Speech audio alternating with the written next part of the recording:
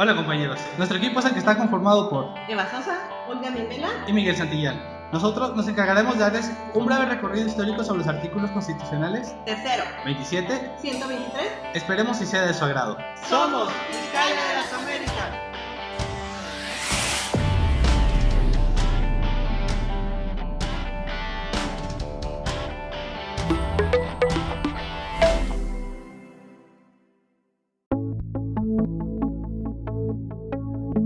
Artículo 3 constitucional. Todo individuo tiene derecho a recibir educación. El Estado, Federación, Estados, Distrito Federal y municipios impartirá educación preescolar, primaria y secundaria, media superior. La educación preescolar, primaria y secundaria conforman la educación básica. Esta y la media superior serán obligatorias. La educación que imparta el Estado tendrá como fin desarrollar armónicamente todas las facultades del ser humano y fomentará en él, a la vez, el amor a la patria, el respeto a los derechos humanos y la conciencia de la solidaridad internacional en la independencia y en la justicia. Para entender el panorama educativo, es necesario hacer un breve recuento de los principales hechos históricos. Los pueblos mesoamericanos eran conscientes de que toda la población debía recibir un mínimo de instrucción, por lo que había escuelas para las clases altas de la sociedad y escuelas para los sectores populares, en las que a su vez se hacía diferencia entre la educación de los hombres y de las mujeres. La principal referencia para estudiar la educación del México prehispánico es la educación del pueblo mexica. Los antecedentes prehispánicos de las escuelas eran el Calmecac del Pocalli, que fungían como los principales recintos de la educación del pueblo mexica. La escuela para la nobleza de Calmecac, a la que asistían los hijos de los gobernantes sacerdotes y guerreros, en este lugar se les enseñaba, entre otras cosas, historia, astronomía, la medición del tiempo, música, filosofía, religión, hábitos de limpieza, cuestiones de economía y gobierno, pero sobre todo disciplina y valores morales. En el siglo XVIII se pensaba que el principal papel de la escuela era la formación religiosa y la moral de los niños. En el siglo XX, la sociedad vivía un ambiente de rivalidad entre dos frentes, los que querían conservar privilegios ancestrales y los que querían el beneficio para toda la sociedad. La educación fue una de las primeras preocupaciones durante el primer imperio mexicano de Agustín de Iturbide. A falta de fondos para realizar un proyecto educativo, se deja en manos de la Compañía Lancasteriana para que ésta se encargue de fundar escuelas elementales y normales. Durante gran parte de este siglo, la lucha entre liberales y conservadores afectó todos los ámbitos del país, incluida la educación. En el siglo XX se funda la Universidad Nacional de México.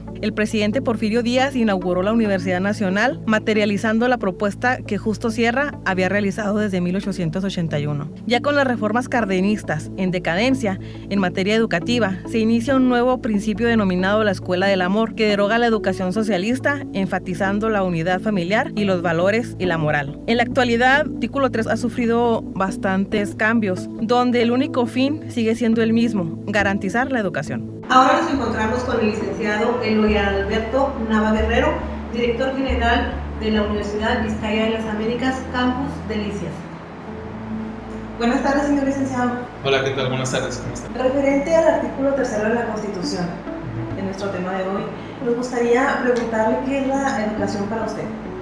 Bueno, la educación se conoce como un proceso de adquisición de conocimiento para lo que viene siendo el desarrollo cultural, social y personal de un individuo. Es un proceso fundamental para el desarrollo de cualquier estado, país o comunidad. ¿Cree usted que la calidad de la educación en México ha avanzado? En definitiva, ¿verdad? Considero que la educación en México ha trascendido, ha avanzado. Seguimos teniendo retos importantes en materia educativa. Sin embargo, las cifras pues, no son claras, ¿verdad?, en el avance que hemos tenido. Un punto o un indicador en el cual yo puedo estar completamente seguro que hemos avanzado es en la cobertura. Es decir, la educación como tal tiene muchos indicadores y muchos vértices, muchas aristas. No es tan fácil medir la educación, no es tan sencillo poder globalizar una educación en un país. Hay indicadores muy específicos que se tienen que tomar en cuenta, pero la cobertura es un indicador muy importante desde lo que es la evaluación en los países, de los que evalúan la educación, pero además a nivel internacional en organismos como la Coneval, ¿verdad? Que la cobertura no es otra cosa más que la captación de alumnos que asisten a la escuela. Eso es la cobertura. Es decir, si tienes 100 alumnos, ¿cuántos de esos alumnos asisten a la escuela? O más bien, si tienes 100 niños, ¿cuántos de esos 100 niños asisten a la escuela? En México, la media es de cada 96 niños solamente van a la escuela de cada 100. Es decir, 4 niños no van a la escuela, no tienen acceso a la educación. Y es ahí donde está el reto.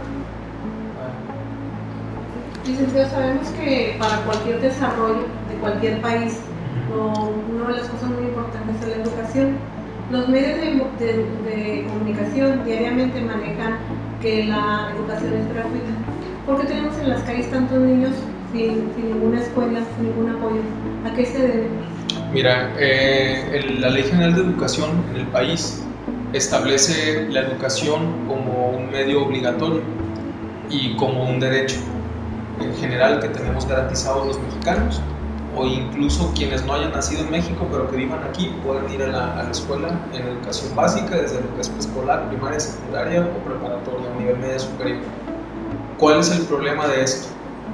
Que a pesar de que el artículo establece esa garantía, realmente no se obtiene como tal, porque ya cuando te encuentras niños que no van a la escuela, quiere decir que el Estado no está regulando y no está controlando a esos padres de familia que no llevan a sus hijos a la escuela.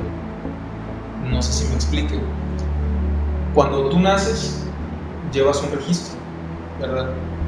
Con esa acta de nacimiento, pues es tu certificado de que existes y que tienes un nombre y que tienes un lugar donde naciste, ¿sí? Y eso lo puedes contabilizar. Sin embargo, la escuela contabiliza a los que van y se inscriben, pero no contabiliza a los que no tienen ese proceso. Entonces, ese 4% que yo te digo que hace falta para la cobertura son esos niños que no van a la escuela y que los padres de familia hasta ahorita no tienen ninguna sanción sobre eso. Te voy a poner un ejemplo. En Cuba, si un alumno no asiste a la escuela, los padres son los responsables y hay un ministerio de investigación que se encarga de darle seguimiento a sus niños. Se le amonesta al papá, se le llama la atención, se le visita a su casa. Si aún así ellos no hacen caso de esta llamada de atención, se hacen acreedores a una sanción más importante e incluso pueden ir a la cárcel por no llevar a sus hijos a la escuela. Yo te pregunto, en México, ¿cuántos padres de familia tenemos en la cárcel por no llevar a sus hijos a la escuela? Ahí está el problema. Señor director, ¿quién regula la educación en México? ¿Qué órgano lo regula?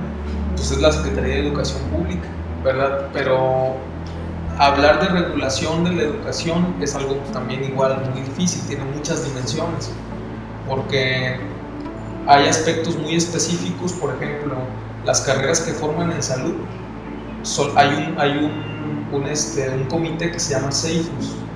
CEIFUS es un comité que se encarga de evaluar la formación para el recurso humano en salud.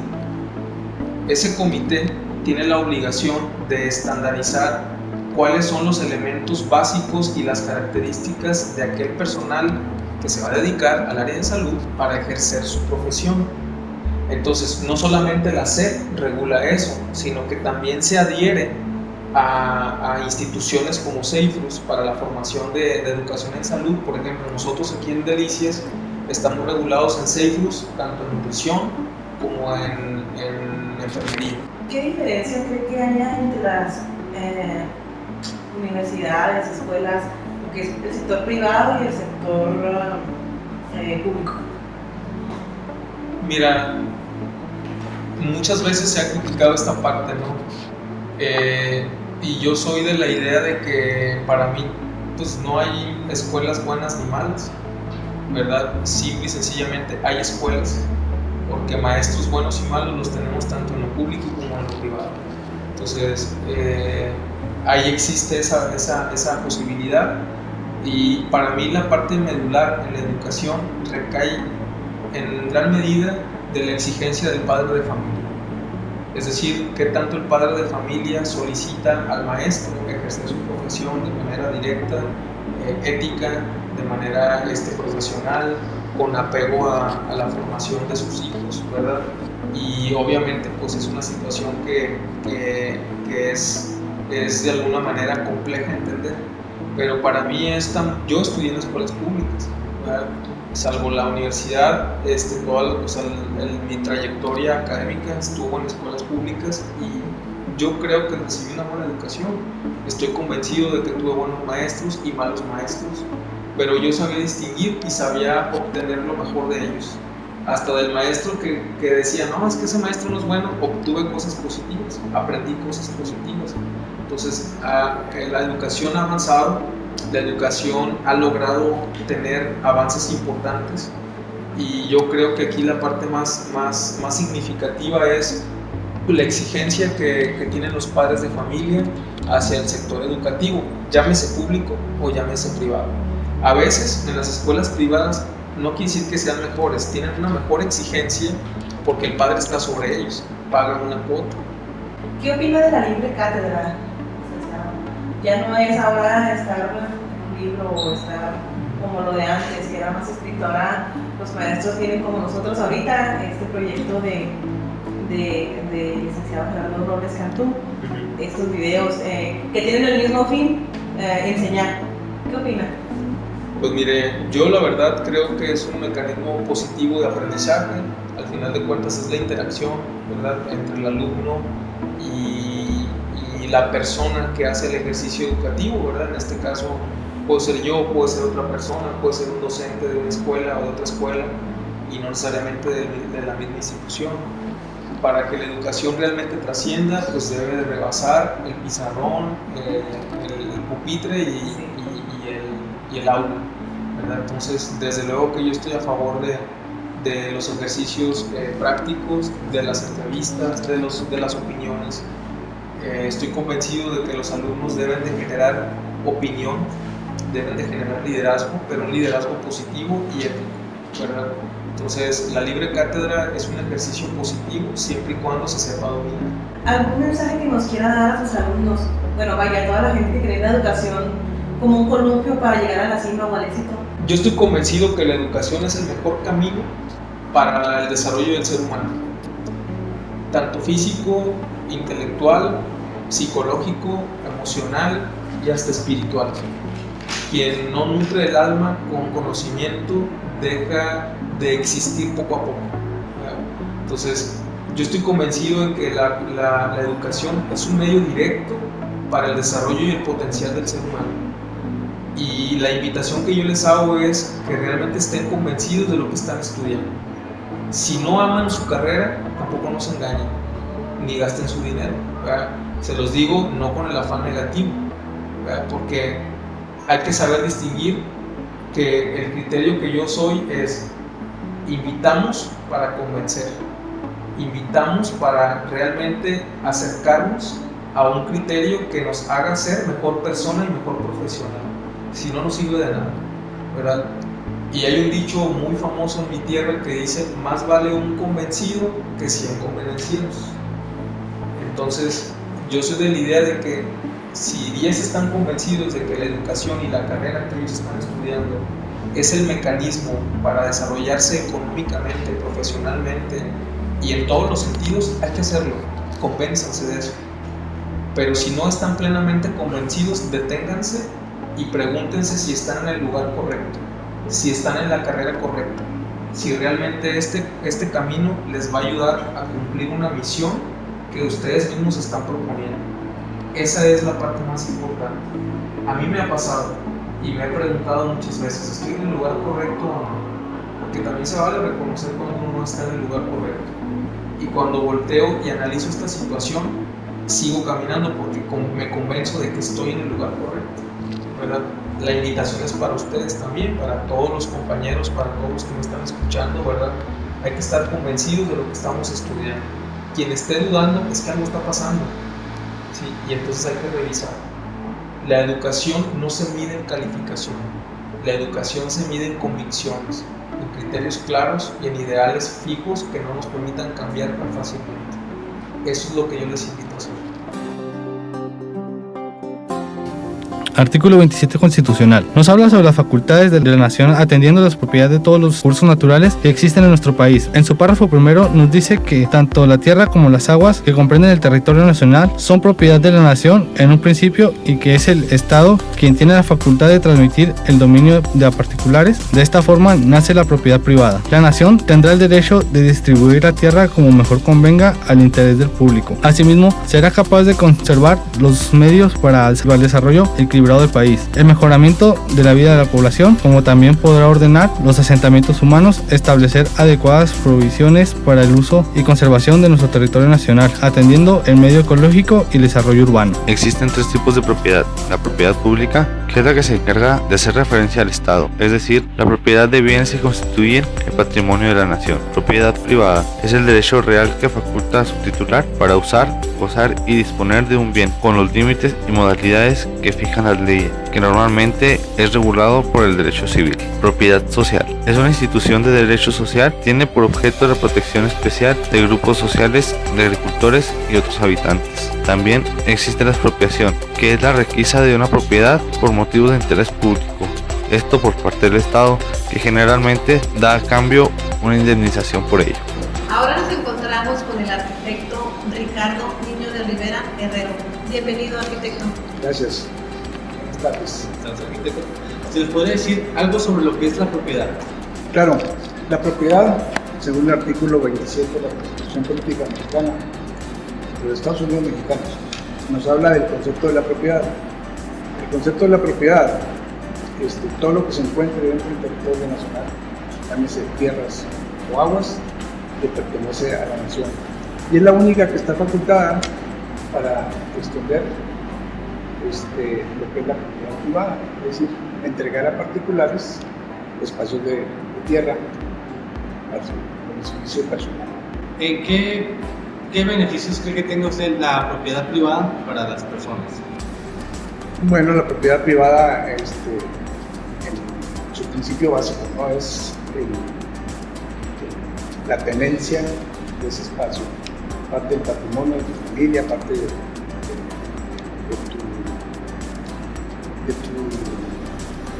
acervo particular de tener pues, la propiedad, llámese tierra, llámese inmuebles, llámese inmuebles. Como derecho social aplicado hoy en la actualidad, ¿qué nos podría decir? Bueno, la propiedad en su generalidad, también social, tiene su importancia básicamente, ¿verdad? Todos aquellos espacios que no le pertenecen sino a la entidad federativa, estatal o municipal, lleva un acotamiento que es para el servicio de todos, para el que todo el mundo podamos disponer o usar esas áreas que son propiedad gubernamental, sirve para el beneficio de toda la sociedad, de la comunidad. Ese sería el aspecto social de la propiedad. Arquitecto, sabemos que todas las personas tienen derecho a tener una vivienda. ¿Usted qué comentaría en este momento sobre ese derecho? Bueno, la cultura que tenemos aquí en México está muy arraigado a ese concepto. Aquí en México tenemos el concepto de la casa, la vivienda, el hogar.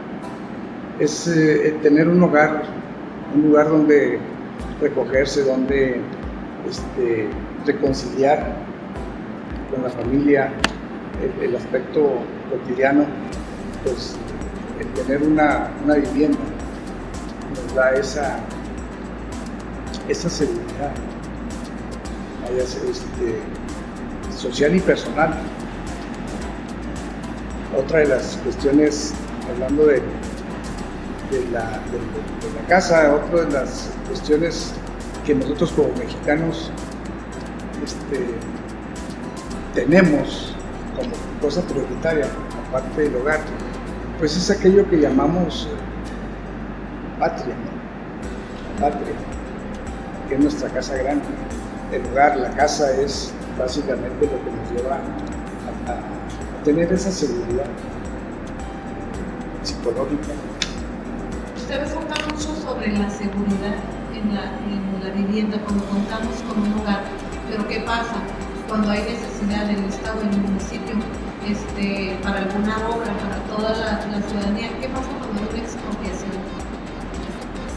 Cuando hay una expropiación de un particular que se le quita su vivienda para la comunidad, para beneficio social. Bueno, pues cuando el beneficio es para muchos, pues el Estado está facultado para eso. La expropiación siempre será en beneficio de del mayor número de personas. El beneficio común va sobre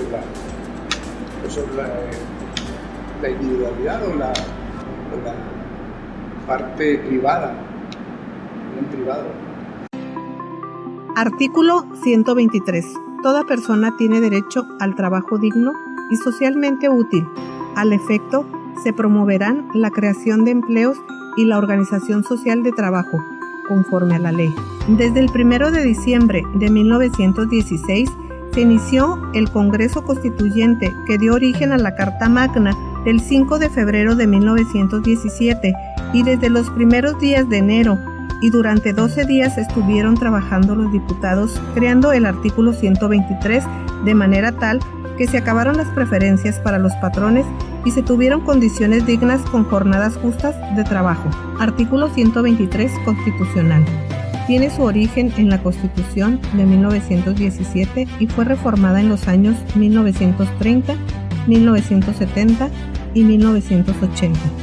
Se divide en dos apartados. El apartado A, que regula las relaciones laborales entre los trabajadores y patrones en general. Su ley reglamentaria es la Ley Federal de Trabajo. Y el apartado B, que se regula las relaciones laborales burocráticas, que se regula por la Ley Federal Burocrática. Es el caso de los trabajadores de la Federación y las leyes burocráticas de la entidad federativas. Nos encontramos con el señor José Roque Soltero. Él es el secretario general del Sindicato Único de los Trabajadores al Servicio del Municipio. Bienvenido, señor. Muchas gracias, muy amable. Señor secretario, ¿cómo aplicaría el artículo 123 constitucional como un derecho social? Bueno, el artículo 123 constitucional, de ahí se deriva todos los beneficios que tiene los trabajadores mexicanos. Creo que lo más valioso de esto es que tenemos una ley federal del trabajo que asiste a todo ciudadano mexicano y encierra ahí las prestaciones sociales en lo que hace en beneficio a todas las familias de un trabajador. Ahí se encierran las pensiones de viudez, de orfandad, el derecho para las guarderías. Esto pues es muy importante para las madres trabajadoras. Y bueno, pues en sí tenemos muchísimos beneficios para las enfermedades profesionales. ¿Cuáles son las enfermedades profesionales? Aquellas que sufre algún trabajador desempeñando una labor al servicio de un patrón. Y luego vienen las demás enfermedades a las que tiene derecho toda la familia del trabajador. Y bueno, pues de ahí se derivan también las pensiones de los trabajadores.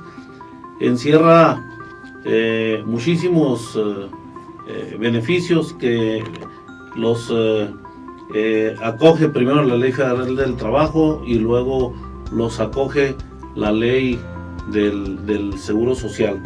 Vienen los beneficios hospitalarios, farmacéuticos, los beneficios de medicina, beneficios de traslados.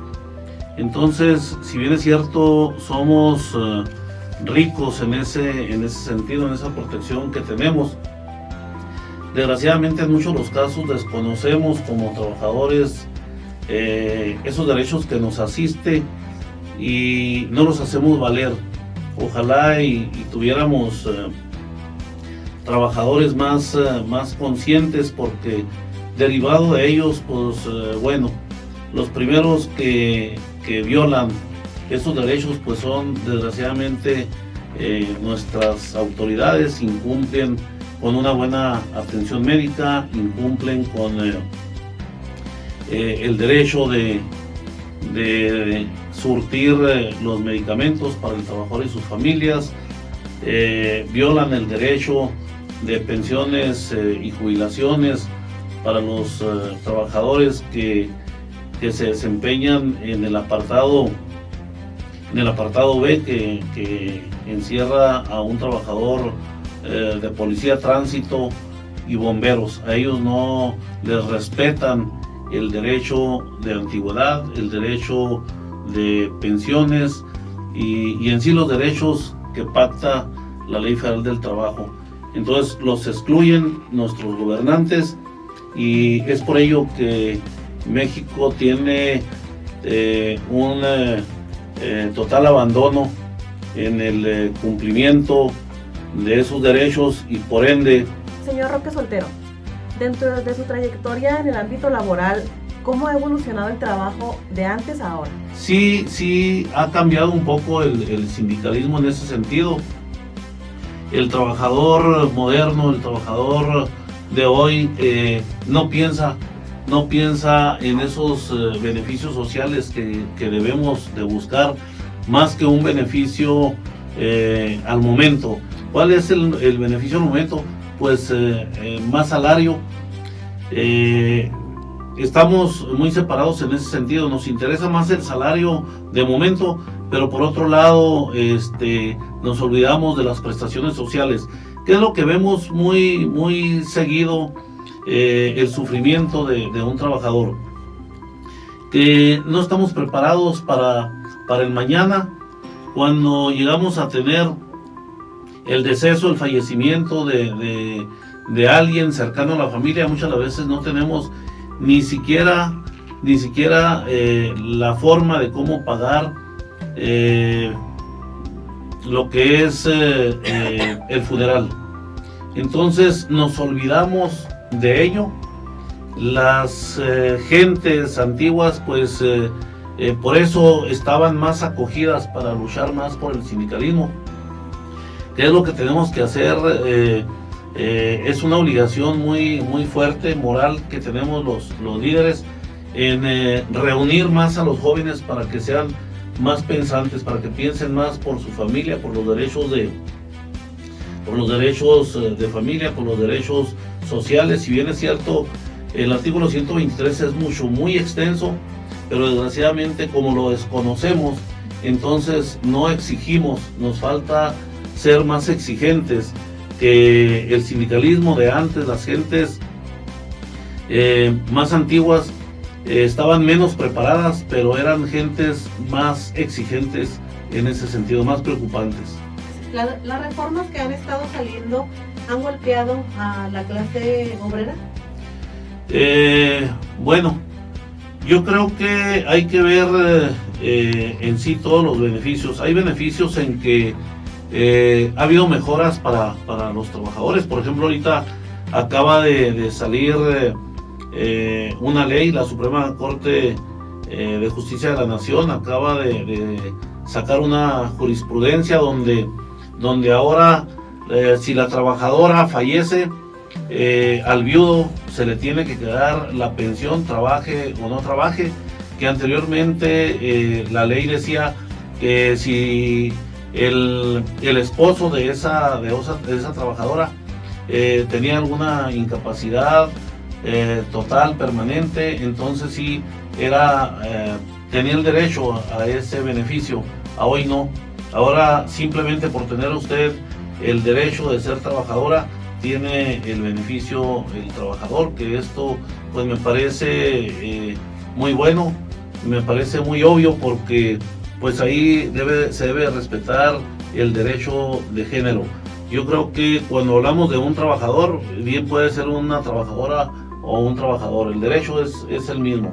La ley le habla de días de descanso por días de trabajo, le habla de días de aguinaldo por años de trabajo, y entonces no le dice para la mujer es menos y para el hombre es más. Entonces yo creo que en ese sentido sí hay beneficios, como también puede haber ciertas cosas que sientamos que nos perjudican, pero por eso hay que ser más exigentes para sentarnos y ver qué nos beneficia.